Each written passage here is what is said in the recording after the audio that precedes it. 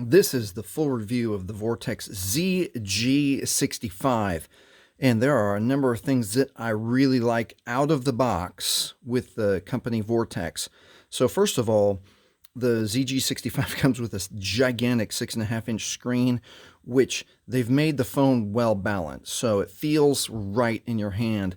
The ZG design has a little bit of a curved background, really cool raised camera area. So number one, you get a cool phone out of the box. It just looks cool. It looks modern. It looks like a phone is supposed to look. The other thing that I really like about Vortex, out of the box, they give you a cover, even though it's plain, but they give you a protective cover and they give you a protective glass shield, which I would recommend that you install the cover and the shield right away, even before you power on the phone. Install the cover and the shield to help protect your phone from drops, breaks, and scratches. The other thing I like is that they give you an adequate charger. It's a fast charger. This one happens to be the 5-volt charger, so you're not going to have to be sitting on a charger. Your phone's not going to have to sit on a charger for a long time. It will get charged fairly quickly. So those are the things right out of the box I really like about Vortex. Let's look. Here are the specs right here. 6.517 in-cell HD screen. So the visual qualities, what it actually looks like, it's pretty, I would say it's standard for a high-end phone, even though this isn't even a high-end phone. It comes with 3 gigabytes RAM, 32 gigabytes ROM. There's a slot to add a SD chip, which I think you can go up to 256 gigabytes for added room for pictures and storage or videos. The one small drawback is that it comes with the Android 13 Go edition. The Go edition is like a little bit, it's not the full Android edition. So, but for what you need, obviously this isn't a performance phone. You're not going to need the highest end, high performing games and apps on here that, won't run well on Android 13. So you'll do okay.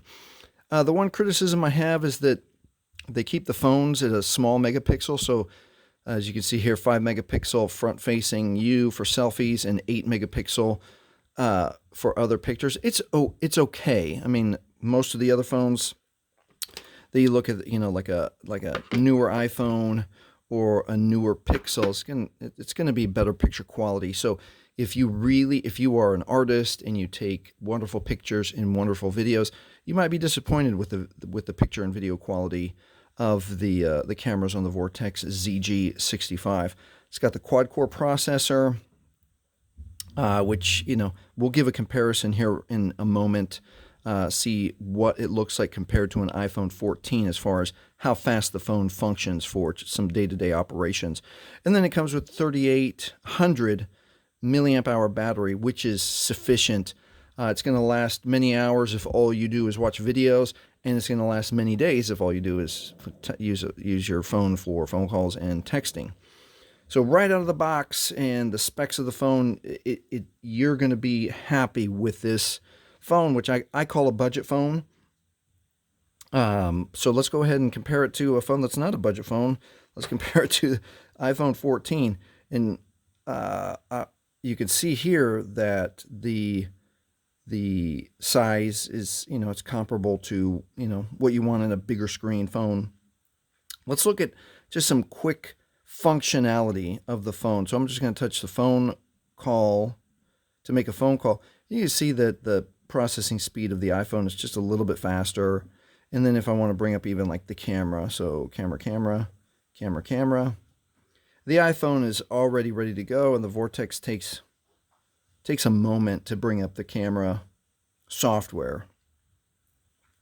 And then you might be able to see right now, even in this demonstration, the quality in between this iPhone 14 camera and then the Vortex with just the 8 megapixel camera.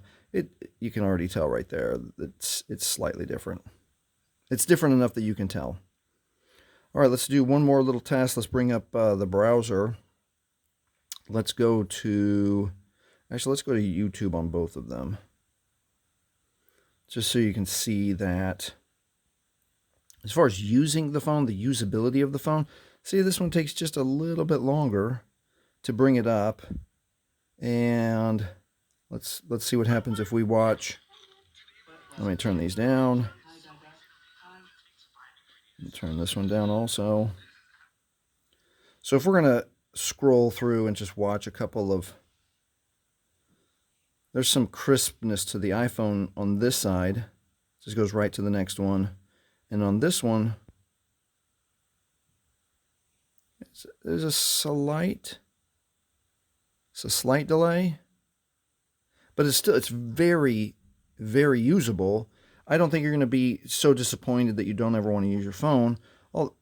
Although right away you can tell that there's a little bit of a difference, but it's not a gigantic difference for the ZG65. So using your phone for everyday use, I don't think you'll be disappointed. This is fine. This is adequate, and it's almost the same functional speed as an iPhone 14. Let's see if there's a couple of drawbacks. Well, we already talked about the drawbacks, and the camera is a slight drawback, but unless you are an artist and you need more megapixels, you'll be fine with the ZG65. And let's see. I think that's really it. I mean, that's the biggest drawback. And the Android 13 Go.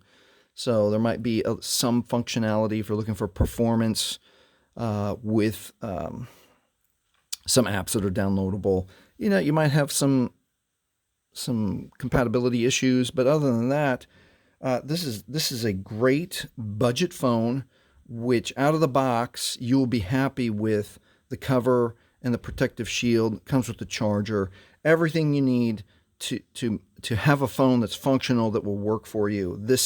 That you'll be happy. I don't know if I can give it a 10 out of 10. It might be a 10 out of 10 for a budget phone, maybe a 9 out of 10. But for a budget phone, you'll be pretty happy. And hey, if you want a neat little trick to make your ZG65 run a little bit faster, watch this video right here that shows up in this box next.